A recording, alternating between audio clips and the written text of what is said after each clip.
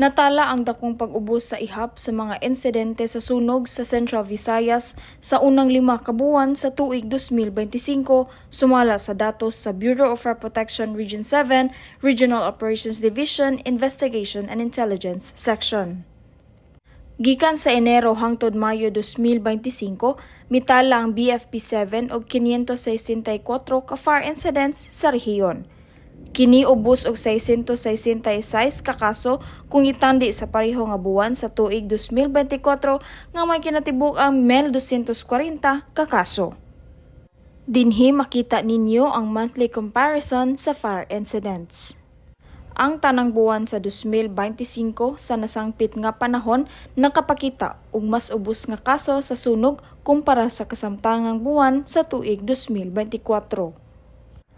Gikonsiderar sa BFP Region 7 ang pag-ubos isip resulta sa mas gipakusgang fire safety education campaigns, lakip ang padayon nga implementasyon sa mga inspection, fire code enforcement ug aktibong partisipasyon sa mga lokal nga komunidad sa pagpugong sa sunog.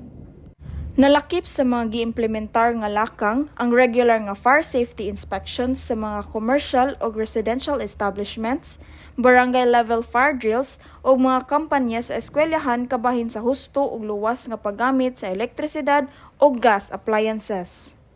Nagpabilin ang posibilidad sa pagtubo pag-usab sa ihap sa mga insidente sa sunog samtang nagpadayon ang ting-init ug pagsaka sa konsumo sa kuryente. Bisan pa sa positibong datos sa unang 5 ka buwan, gilauman nga magpadayon ang BFP Region 7 sa pagpahigayon og mga preventive measures aron magpadayon ang pag-ubos sa kaso sa sunog. Nagpabilin ang posibilidad sa pagtubo pag-usab sa ihap sa mga insidente sa sunog samtang nagpadayon ang ting-init ug pagsaka sa konsumo sa kuryente. Bisan pa sa positibong datos sa unang 5 ka buwan, gilauman nga magpadayon ang BFP Region 7 sa pagpahigayon og mga preventive measures aron magpadayon ang pag-ubos sa kaso sa sunog.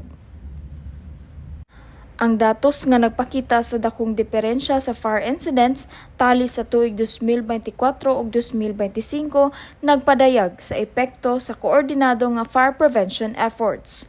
Ang padayon nga kolaborasyon sa mga lokal nga gobyerno, komunidad ug pribadong sektor nagpasiugda sa mas luwas nga palibot batok sa hulga sa sunog.